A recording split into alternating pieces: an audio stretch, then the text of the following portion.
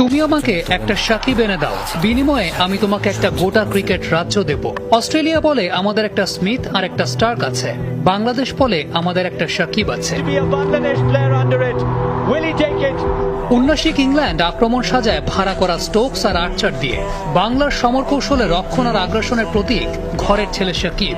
গোটা বাংলা থেকে যা বেরিয়েছে একটাই, ভুল। গোটা বিশ্ব থেকে সাকিব ওই একটাই বেরিয়েছে। সাকিব যে একের ভেতর অনেক, সাকিব যে ক্রিকেট রাজ্যের এক বিদ্রোহী রাজপুত্র। 22 গজের ওই রাজ্যে সাকিবের সামনে দাঁড়ানোর যোগ্যতা রাখে কজনা। কজনা সাহস পায় সাকিবের ওই রক্তচক্ষুকে চ্যালেঞ্জ দিতে। বনবাসে যাওয়ার আগে কে পেরেছে সাকিবের রাজ্যে হানা দিতে? কজনের সামর্থ্য হয়েছে গত এক দশকে রঙিন পোশাকে সাকিবকে ছুঁয়ে দেখতে।